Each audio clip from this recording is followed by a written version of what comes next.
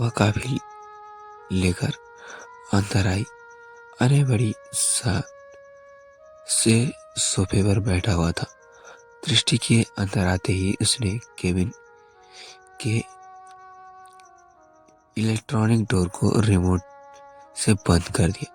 यह महसूस करके दृष्टि थोड़ी सकपका गई, पर अपने चेहरे से उसने जाहिर होने नहीं दिया। अब आगे दृष्टि ने उसे कॉफी दे दिया और साइड में खड़ी हो गई। अने काफी की सिप लेते हुए सामने की तरफ देखने लगा।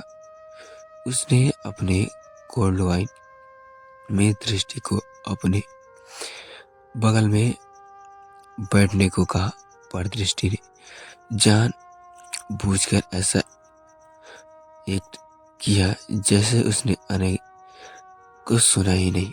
वह अपने हाथों में एक फाइल लेकर उसे डील करने लगी। अने ने अपनी आंखें छोटी करके दृष्टि को देखा। वह समझ गई कि दृष्टि जानबूझकर ऐसा कर रही है। वह मन ही मन बोला, तुम मुझसे लाचाकी करोगी। अने ने भी उसे के तरीके के हैंडल करने की सोची। वह अपने काफी को साइड में रख कर सोफे पर उठ गया। वह अपकमिंग प्रोजेक्ट्स की डिटेल दृष्टि से लेते हुए अपनी सर्द आंखों में उसे देख रहा था। साथ ही वह उसकी तरफ एक एक कदम भी बढ़ रहा था। दृष्टि सारी डिटेल्स तो दे रही थी, पर उसकी निगाहों अने के कदमों पर थी। वह दूर खिसकते हुए बोली, आप चुपचाप खड़े रहकर भी मुझसे ये सब पूछ सकते हैं। पर उसकी बातों पर आने पर कोई असर ही नहीं हुआ।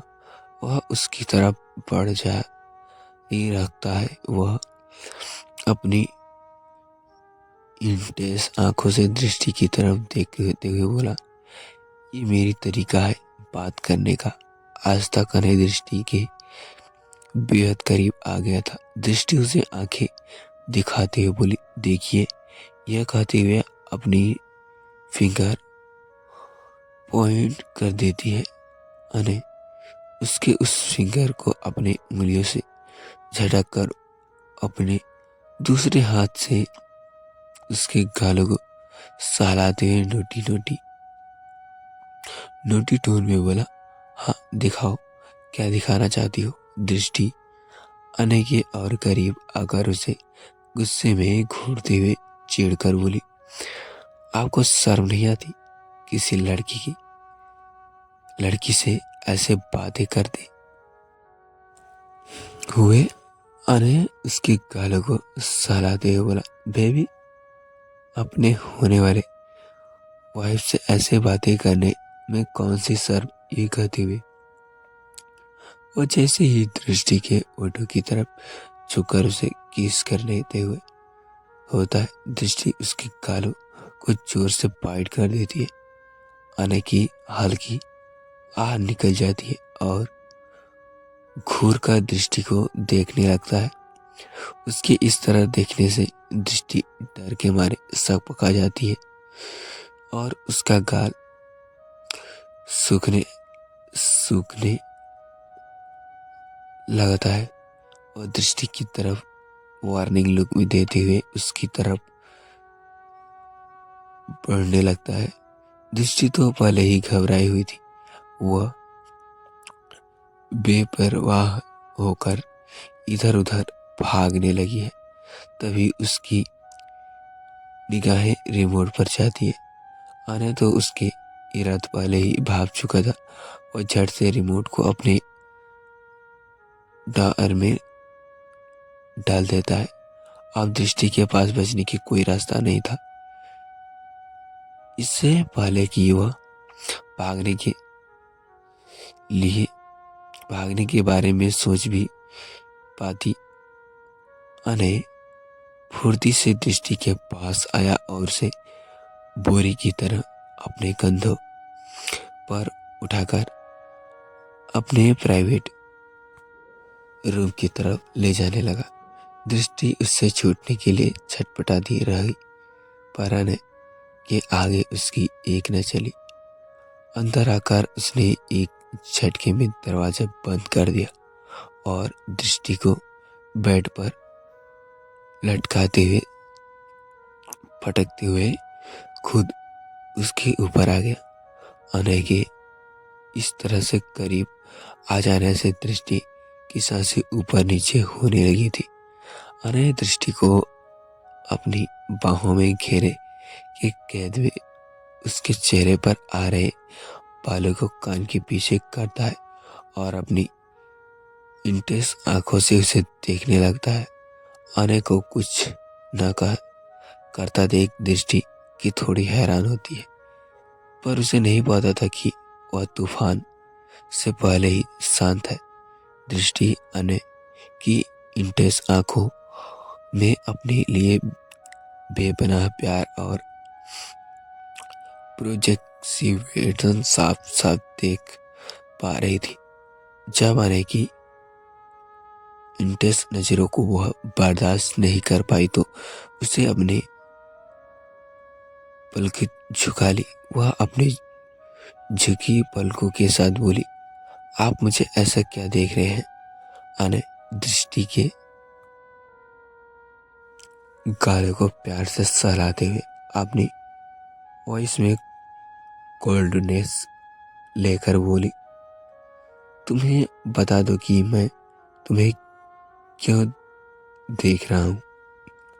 अनय की आवाज सुनकर दृष्टि एकदम चुपचाप हो जाती है। अनय उसकी तरह झुक कर आहिस्ते से उसके गालों को बाइट कर देता है।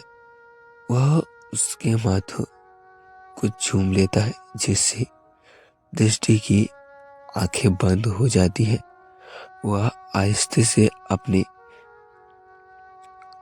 गर्म ओठों से दृष्टि की दोनों बंद आंखों को चूम लेता है और बोलता है, दिस ब्यूटीफुल फुल ईयर्स और मीन। फिर वह आहिस्ते से उसके नाक को चूम लेता है और कहता है, दिस नॉन्स इज मीन्स। दृष्टि बस अनय की दमहोशी से भरी फ्रेग्रेंस को आंखें बंद करके फील कर रही थी। उसने दृष्टि के दोनों गालों को चूम लिया और उसके कानों के पास जाकर बोला, दिस इज सेक्स और मीन्स। वह अपने प्यार भरी नजरों से दृष्टि के गुलाबी होठों को देखता है। अपने अंगूठे से उसे सहलाते हुए उस पर उसने ओठ रखकर उसे किस करने लगता है। इस किस में अनय दृष्टि को यह जताने की कोशिश कर रहा था कि वह सिर्फ और सिर्फ उसकी है। उसके ओठों को जो भर कर चूमने के बाद वह उसे रिलीव कर देता है। दृष्टि अपनी आंखें खोल लंबी लंबी सांसें लेती है। अनय एक बार फिर उसके माथे को चूमते हुए बोला, यू आर माइन। एक बार कान खोलकर सुन लो, तुम चाहो या ना चाहो, पर तुम सिर्फ और सिर्फ मेरी हो और मुझे ये बिल्कुल भी बर्दाश्त नहीं कि कोई तुम्हें आंखें उठाकर देखे। दृष्टि अनय की आंखों में आज खुद के लिए कभी न खत्म होने वाली जुनून महसूस कर पा रही थी। यह सब देखते हुए वह अचानक से अनय की बाहों में लिपट गई। उसने खुद को उसके सीने में छिपा लिया। अनय स्माइल करते हुए उसकी पीठ को रब करने लगता है। दोनों थोड़ी देर तक ऐसे ही करते हैं। फिर अनय दृष्टि के टीस करते हुए बोला, हम तुम्हारे मुझे इस तरह से हक करना तुम्हें मेरे पनिशमेंट से नहीं बचा सकता। यह सुनकर दृष्टि अनय के से अलग होकर अपनी टिमटिमाती आंखों से उसे देखने लगी। अनय उसे डराने के लिए उसे बेड पर लेटा देता है और खुद उसके ऊपर आ जाता है। वह दृष्टि के नेक की तरफ झुककर अपने दांत गड़ाने की एक्टिंग करता है। दृष्टि डर के मारे अपनी आंखें कस बंद कर लेती है और धीरे से बोली, अन प्लीज धीरे, अनय प्लीज धीरे। अनय जानबूझकर उसे परेशान करते हुए बोला, क्या तुमने मुझे बाइट करते वक्त इस बात का ख्याल रखा था दृष्टि? अब क्या ही बोलती। ये सच था कि उसने पूरी जोर लगाकर अनय को काटा था। अनय उसके नेक के पास जाकर उसे आहिस्ते से काट लेता है, जिससे दृष्टि की हल्का सा दर्द होता है और उसे उम्मीद नहीं थी कि उसे इतनी बेरहमी से काटने के बाद अनय उसे इतनी जेंटली ट्रीट करेगा। थोड़ी देर बाद जब उसे कोई हलचल महसूस नहीं होती तो वह अपनी आंखें खोल देती है। अनय उसे ही निहार रहा होता है। वह अचानक से दृष्टि को अपने ऊपर ले लेता है। वह दृष्टि के चेहरे पर आ रहे बालों को कान के पीछे करने लगता है। दृष्टि अपनी टिमटिमाती आंखों से अनय को एक नजर देखती है, फिर वह अपना सिर अनय के चेस्ट पर टिका देती है। उसे एक सुकून का एहसास होता है। इस एहसास में उसकी आंखें बंद हो जाती है। अनय बहुत प्यार से उसे सिर को सहलाता है और उसकी तरह झुककर उसके सिर को आहिस्ते से चूम लेता है। वह दृष्टि की कमर पर अपनी मजबूत पकड़ बना कर अपनी आंखें बंद कर देता है। दोनों ही थोड़ी देर के लिए नींद के आगोश में चले जाते हैं। ओवराइट इंटरप्राइजेशन जीविका को एग्जैक्ट इंटरनेस विवेक की कंपनी के वार्न करते हुए एक हफ्ते हो गए थे, पर अब तक उसे दोनों ने ही एक दूसरे को नहीं देखा था। पर विवेक जीविका के ख्यालों में दूर भी नहीं जा पा रहा था। वह जीविका के लिए अपनी फीलिंग्स को समझाने की कोशिश कर रहा था। विवेक आज अपनी पर्सनल लिफ्ट से न जान कर दूसरे वाले लिफ्ट का यूज करता है, जो कि ऑफिस के बाकी एम्प्लॉयज करते हैं।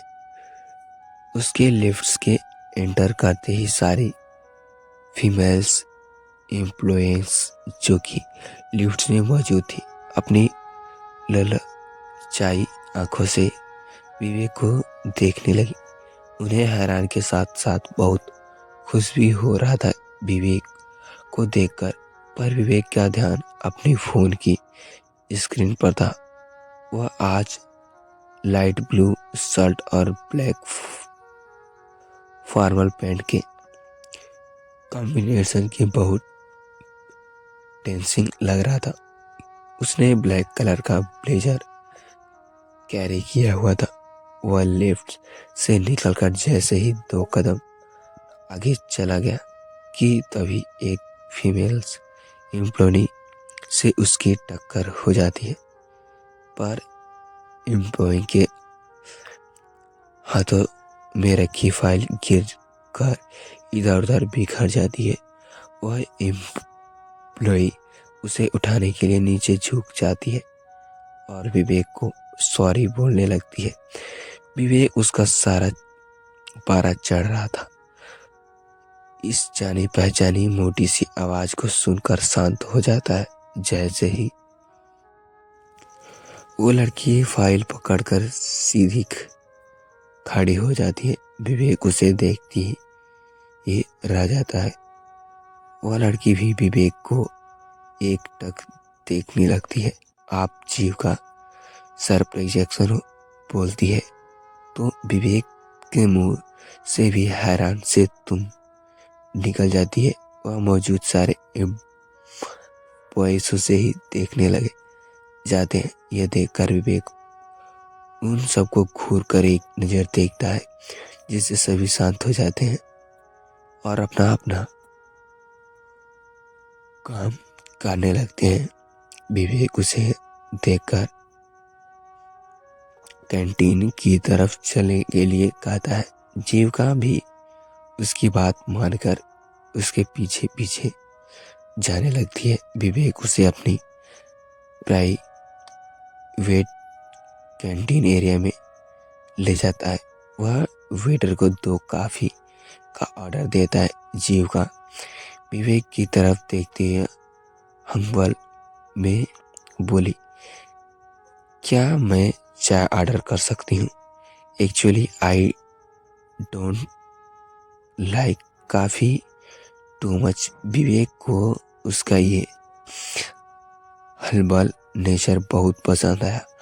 वह स्माइल करते हुए एक नजर जीविका को देखता है, फिर वेटर की तरफ देखते हुए बोला, 1 cup I coffee of coffee and 1 cup of T. Waiter अपने काम पर लग गया। दोनों वहां एक टेबल पर बैठ गए। विवेक उसकी तरफ देखते हुए बोला, बताओ तुम यहाँ कैसे? जीविका उसकी तरफ देखते हुए बोली, मैं यहाँ इंटर्नशिप पर रही हूँ। विवेक को बहुत हैरान हो रही थी। वह जीविका की तरफ देखते हुए बोला, ओह, तुम कब से ऑफिस आ रही? पिछले 1 हफ्ते से, पर मैंने तो आपको यहाँ नहीं देखा। विवेक हैरान होकर खुद से बोला, पिछले 1 हफ्ते से मेरे ऑफिस में काम कर रही हूँ और मुझे ये पता नहीं। मतलब उस दिन जिस लड़की को मैंने देखा था वह मेरी इमेजिनेशन नहीं बल्कि सच में जीविका ही थी। विवेक को खुशी मिल रही थी कि अब जीविका उसके ऑफिस में काम करेगी। विवेक को खुद से बातें करता देख जीविका उसकी तरफ देखकर बोली, आप यहाँ या आप कहाँ खो गए? अपनी आवाज में टाइम देखकर बोली, मैं चलती हूँ, मेरे काम करने का टाइम हो गया। लेट हो गई तो बॉस मुझ पर बहुत गुस्सा करेंगे। सुनने में आया है कि वो बहुत ही स्ट्रिक्ट है। यह कहकर वह विवेक की तरफ अपनी टिमटिमाती गहरी आंखों से देखने लगी। विवेक कुछ सोचते हुए बोला, तुमने अभी तक अपने बॉस को नहीं देखा है ना? जीविका अपनी टिमटिमाती आंखों से उसकी तरफ देखते हुए ना समझे से बोली, हाँ, मैंने अभी तक उन्हें नहीं देखा, पर मैंने सुना है कि इस कंपनी के बॉस मिस्टर विवेक सिंह ओवराट बहुत ही स्ट्रिक्ट और खड़ूस हैं और साथ ही बहुत गुड लुकिंग भी। यह सुनकर विवेक जीविका की मासूमियत पर स्माइल करने में खुद को रोक नहीं पाया। वह अपनी तरफ देखते हुए बोला, और क्या क्या सुन रखा है तुमने विवेक सिंह ओवराइट के बारे में? जीविका याद करते हुए बोली, हाँ, मैंने सुना है कि वो गुस्सा बहुत करते हैं, छोटे सी गलती की भी शख्स में सख्त सजा देते हैं। विवेक स्माइल करते हुए बोला, क्या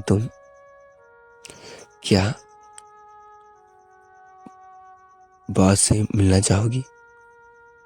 जीविका मासूमियत से नाम में सिर हिलाते हुए बोली, नहीं नहीं नहीं, मुझे तो उनके बारे में सुनकर भी उनसे डर लग गया था। मुझे उनसे गुस्से का शिकार नहीं होना। उन्हें कब किस पर गुस्सा आ जाए कहा नहीं जा सकता। तो फ्रेंड्स, कैसा हुआ जीविका का रिएक्शन जब उसे पता चलेगा कि जिससे सामने बैठकर वह अपने बॉस के बारे में कह रही है वो खुद ही उसका बॉस है। जानने के लिए बने रहिए हमारे इस कहानी में। तो फ्रेंड्स, चलते मिलते हैं एक ऐसी मजेदार स्टोरी के साथ में न्यू पार्ट में। तो फ्रेंड्स, कमेंट करके जरूर बताइएगा ये स्टोरी कैसे लगी। हाँ फ्रेंड, चैनल पर नए हैं तो चैनल को सब्सक्राइब कर लें और बेल आइकन को ऑल पे प्रेस कर दें ताकि कोई भी नोटिफिकेशन आपको जल्दी मिले।